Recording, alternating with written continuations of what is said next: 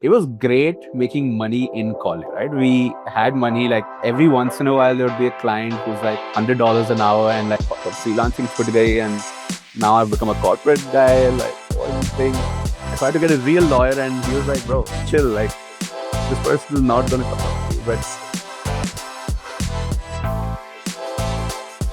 the last full-time job that I had was pre-COVID. I used to work at Unacademy. So I was the head of design at Unacademy from I think 2017, end of 2017 to 2020. So in the growth stage, quit just before COVID, not knowing that we're all going to go remote, and then everybody went remote. But yeah, the design agency currently Memetic, we work mostly with somehow our niche has become AI B2B companies. And so far, it's been mostly US, but then this quarter we had a bunch of Indian ones as well because it's just as competitive here. But yeah, going to be interesting talking to you guys today about some of the deeper reasons of why you are here, about freelancing, clients, how to kind of manage all this, because I can understand, right? Like, I got my start. Of course, I did computer science and then kind of got into I went to Manipal and then kind of got into design while in college. But then I got my start in design as a freelancer. So back then I was freelancing for like on Upwork, which is called Odesk back in the day.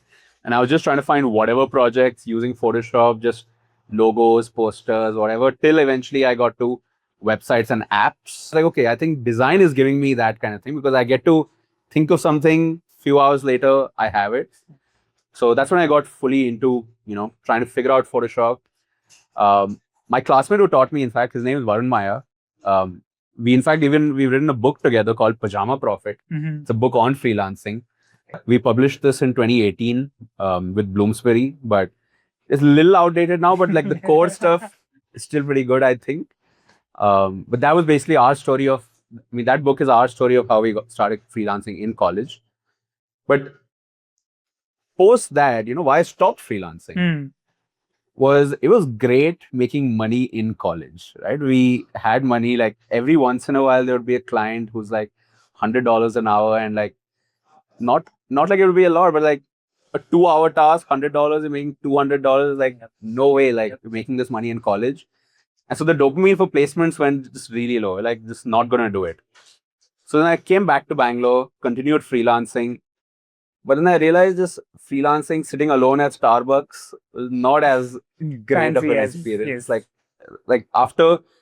literally after 4 months of working just from Starbucks, I was like, dude, I need to talk to other people. Like, this is just not working out. Um, and the other weird part was, I think design today is like, product design, UI, UX today is kind of established, but back then was still kind of niche, right? So the designers that I did know were mostly at companies. The ones who were freelancing, they were kind of just like hidden, like just I don't know where they were. And so that's when I decided to take a job, and then I moved to Mumbai in 2016 to work at housing.com. And my main reason, by the way, for going there was I wanted to work with other people, right? So my first big challenge that I found with freelancing was it's just that feedback loop was just me and the client. And that's great. It's very direct. But then I'm like, if my client sucks, my feedback loop sucks. And so who's pushing me to do better? Right. And of course, I'm looking at the best inspiration online. But I'm like, what's the gap between why am I not able to do this? And so at housing.com, in fact, my interview process as well was just my freelancing stuff, showed that. And they're like, oh, great, you have experience working on real stuff, real clients. But housing.com at that time had 55 product designers. 55 in 2016, 17. right? Unheard of. And they're probably, and of course, the first company to do it. Funny thing is, like 9 months after that, it was back to 10, which is like crazy layoffs, internal politics. You guys probably heard pieces of it. And then once I got the job, I was like a little bit guilty. I was like, fuck up, freelancing chut gayi, and now I've become a corporate guy. Like, what is the thing? Because to give you numbers as well, guys, to be totally honest, in college, I think I was, like, let's say 2015, I was making like 60,000, 70,000, touching that per month.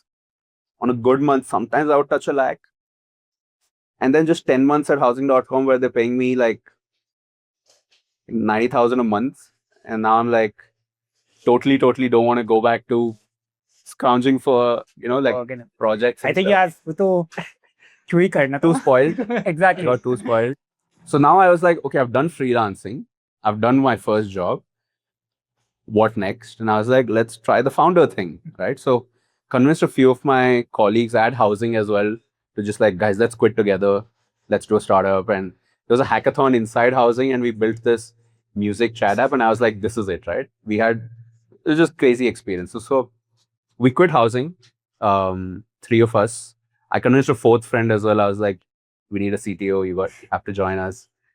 And we built this music chat app, which was basically imagine a chat room where you could connect your Spotify playlist, SoundCloud playlist, and you could listen to the music synced, like how you would listen to in a room, but you can listen across.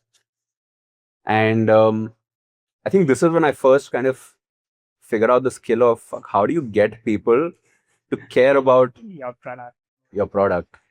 Because at least when I was freelancing, there was at least one person who's listening to you and paying you for the work that you're doing. Now I was like, nobody's paying me, or I will have to figure out a monetization. It's not a transaction. Yeah.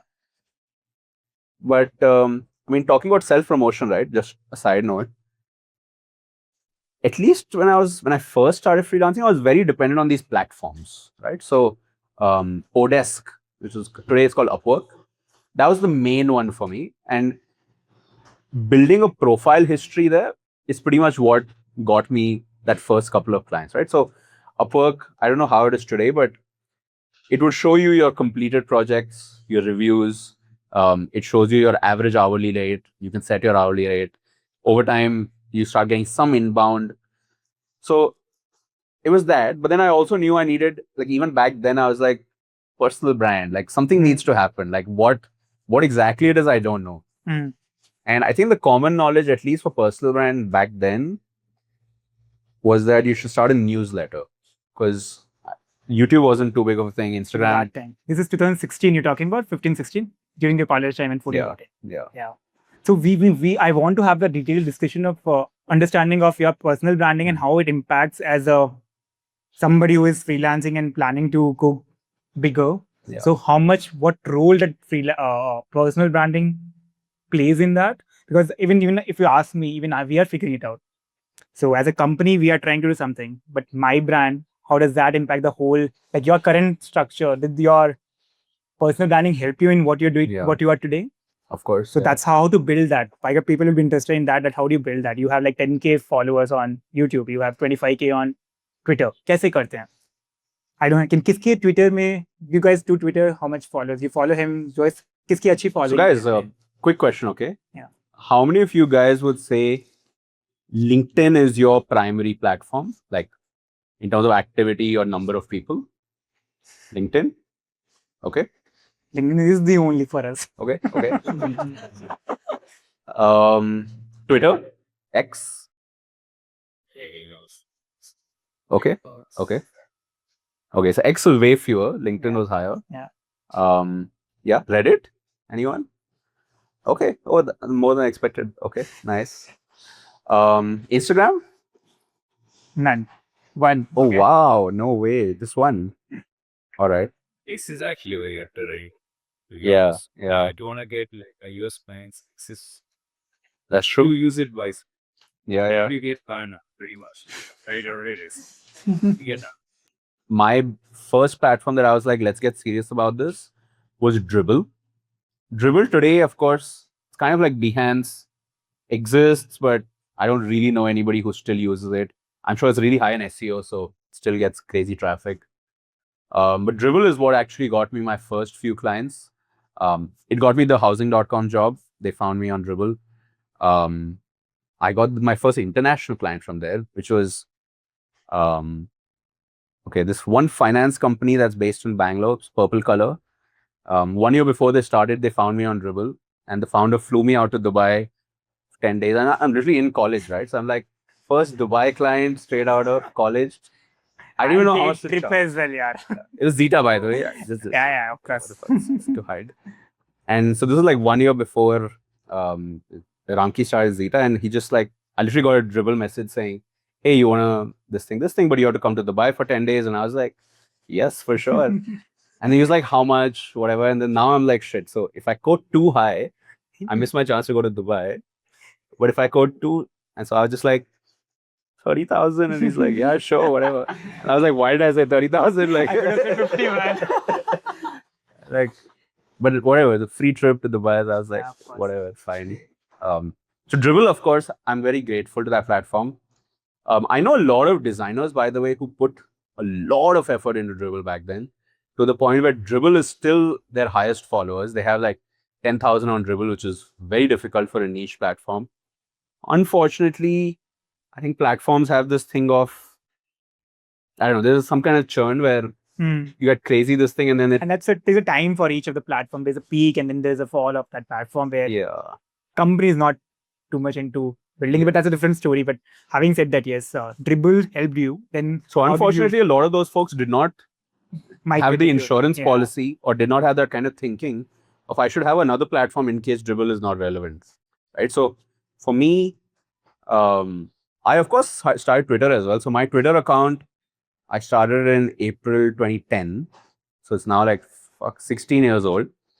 But again, Twitter back then was not exactly a What it is business today. platform. What it is today for that matter. It's completely Yeah. different then and completely different now. Yeah. So, but having said that, so you're saying having multiple platforms or having visibility across platform helps you. I guess that's a takeaway we should have, right? Today though, let's come to present.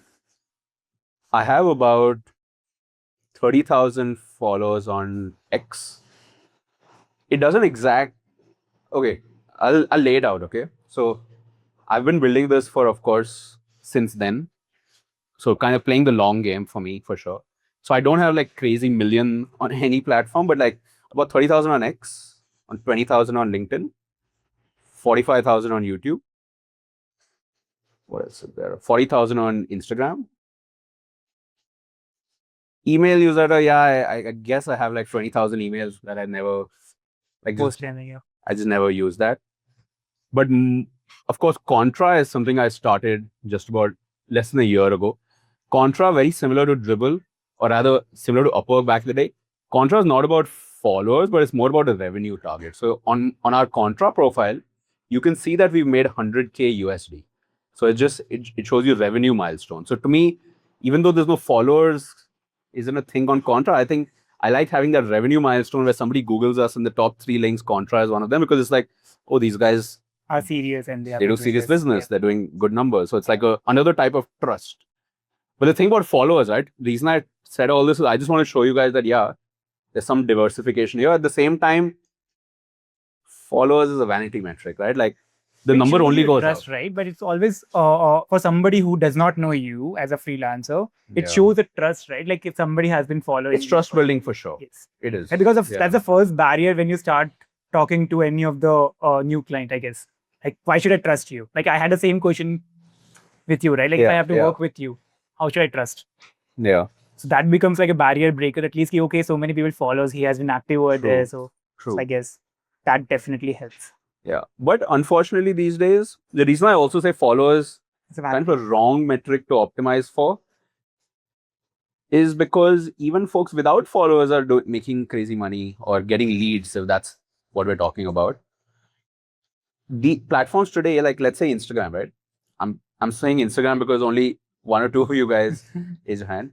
Guys, you guys really ought to make reels on Instagram. And of course, not a prescription or something. The reason I'm saying so is even if you have like 5 followers, 10 followers, and you make a reel that's really good and relevant, it will get 20,000 views. Like Instagram does push new accounts.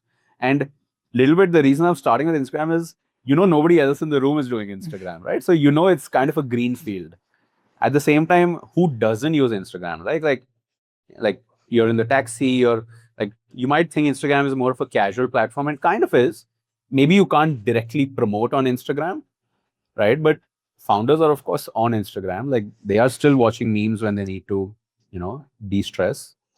Direct platforms, of course, Twitter and LinkedIn, I would say, is where the money kind of is. But even there, right, like for example, you talking about Reddit and getting banned on Reddit, right? And Reddit has a weird etiquette, plus the mods have power, and like every subreddit is different, and you piss them off slightly and you're Done. but then this kind of social etiquette also exists for each platform, right? And it's kind of each platform has its own kind of proof of work. Like the kind of stuff you need to do on Insta will not exactly carry over to Twitter. But then, and then, sometimes this faux pas happens where somebody does LinkedIn behavior on Twitter and they get called out. They're like, bro, this LinkedIn behavior. But on LinkedIn, nobody would even bat an eye. So definitely it's difficult being active on each platform. So personally for me, even though it seems like I've got all these followers on platform, I'm not active on all platforms at once, right? At any given point, I'm probably active on one platform. And then, yeah, in a quarter, like over 3 months, I'll post maybe 2, 3 times like announcements and things like that. But at least right now for me, my big one is Instagram. That's right. One more thing which I wanted personally to understand, and which is something even we are trying to figure out in our team, is AI Mm-hmm. and how AI has changed the design from your the work that you have been doing initially to now, and where do you see AI changing the future of AI changing the whole design? Not even design, probably across the places, but of course starting from design perspective. Like how much of your work today is dependent on AI? So seriously, we started using AI and on and off, of course, since ChatGPT came out. Seriously, we started using it in January, where we actually got Claude Code subscriptions for me, for the team. A lot of our work is AI now, especially so to give you context, what we do is we usually work with seed to Series A companies. Usually when there's a fundraise announcement or something coming up, 8 weeks before, we come in, we do positioning, brand, website, design system, brand system, do this entire thing as a package, even launch video, in fact. And then that's kind of the core service we're offering these days. Now, a lot of that, of course, cannot be done by AI. Like, it's like deep craft and motion design, brand design. But AI definitely does help certain things. But let's just say, I'll just talk a little higher level first. Dude, I kind of feel like the lower end of freelancing is getting eaten away. Because now, like some of my very early freelance projects where somebody needs a website and I'll do it manually, whatever. Now that first website, of course, you're just going to ask ChatGPT or Claude Code to do it. So somehow I'm finding that clients today a little bit more skeptical, let's just say. Maybe it's also because we're working with AI native companies, so they know the reality of this thing. So a little bit more skeptical, like, hey, are you guys going to be as AI native as us? Because we move really fast. And so are you going to be able to keep up? So that's one skepticism that we have to constantly address using our case studies, trust building, show that we've been able to do it for this client who's similar to your size. The other thing that's also changed for us is a lot of our client deliverables are also now AI consumables. So what do I mean by that? Like if you're doing a brand system, we will of course do a brand deck that we will give you. In fact, we'll even print a nice hard copy brand book that you can keep in your office. But then this is useless if your agents can't read all this. So then we also have to make these into proper markdown files, like positioning markdown file, ICP markdown file, story, all of this stuff, and have the brand package itself be a consumable that any agent, whether it's the marketing team, whether it's the founders themselves, whether it's engineering team, is able to pull from, and that becomes a source of truth. So for brand systems, this is becoming a thing. But also, of course, for design systems, right? So being able to create new pages on the website, of course, your components, tokens, all of that stuff. So the nature of deliverables is changing. Expectations from clients changing. Clients today are not coming to us with one thing like we need a website. They're coming to us with big problem and they're saying, cut it into pieces and like this thing. Timelines are shrinking, which is also weird, which is now it's like, and I mean, you guys know the reasons and stuff, but like, it doesn't make sense that it's going to take a month. It's going to take 2 months. Like, no, give me some version in 2 days and then some better version in like 3, 4 days and then progressively build it. Yeah. So kind of for us, what we've done this year since we started using Claude Code as well is we're just rethinking like our design process from first principles. We're rethinking client communications from first principles. Like, how often do we need to check in? How deep do these check-ins need to be? How much expectation should we set up front that you're going to need this much time in a week? But I mean, there's also crazy red flags out there, right? Like, clients are developing AI psychosis, like straight up. Like, there was this client of ours where he would just monologue for 20 minutes on a call, and I'm like, are you reading GPT? Like, you can tell, right? Like 20 minutes just monologuing without stopping for something. Are you reading GPT? Or have you just used it so much that you've just internalized it and now you're like speaking like GPT? Because all the docs he would send us would clearly be GPT generated, and you can tell after you spend some time. But then also, this client just got, again, I can't tell you guys the full story, but they tried to send me a legal notice that was also generated by GPT, by the way. and he didn't make the final milestone payment, and I was like, you have to do it, and then dispute resolution on contra and all of this stuff. And now he's sending a GPT notice to also claw back the money he's already paid us. And I'm like, so I had to get a real lawyer, and he was like, bro, chill, like, this person is not going to come after you. But I mean, and I was like, shit, like the signals were all there. Like, he was just using GPT as his mirror, and GPT would like accelerate, or rather, like, just magnify everything you're saying to the point where he literally felt like he was the chosen one, right? Like, he could do no wrong. And then he just started taking that shit out on vendors, on his team, and all of this. And I was like, shit, like, this is something I'm gonna have to watch out for. So now I'm like thinking like a VC, where I have to do due diligence on the leads and have to be like, shit, because the cost of one bad client is just way too high. Like, it just takes all your energy. Like, yeah. Rule of the internet, right? It's called 99-1. Okay. What it says is, on any given platform, and this is like, this is like 2-3 decades old, any social network, community, online platform, 90% of participants are lurkers. They only read. Isn't that fucking true? Like I spend 90% of my time doing nothing on that, reading or like doom scrolling Instagram, then posting, right? But every platform, right? Even Reddit, you're spending 90% of your time just reading. In fact, probably 100%. But then most people are. So 90% are lurkers, any platform. 9% are people who engage. So that's like commenting, liking, retweeting. And only 1% are creating. Isn't that crazy, guys? 1%, any platform you pick, 1% of people are creating. And like, when I say show up, I'm saying just be this 1%. Be the person who posts something rather than reads something.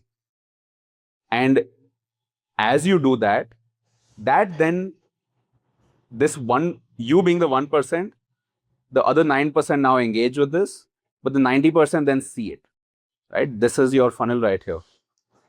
And I like that kind of cold outreach, but I put something out, like, and then let's say Saurav saw it, and then he will DM me because he now has a reason to DM me for that. But then something sneaky that I also do sometimes, by the way, is I'll post something, and then one day later I'll go see everybody who liked it. And then I'm like, I should reach out to this person, and I'll send 2-3 DMs. And not a bad way, I believe. On LinkedIn, on Twitter, or the low effort move is just, oh, this person, this thing, and they're at this company, and this is kind of cool. And so at least I'll follow. Right? But then you can imagine if only 1% of people are posting, it's 0.01 who are even doing this. But just go through your likes. And don't be like, can I get a project or can we work? But like, just engage, because you know how few people are doing that.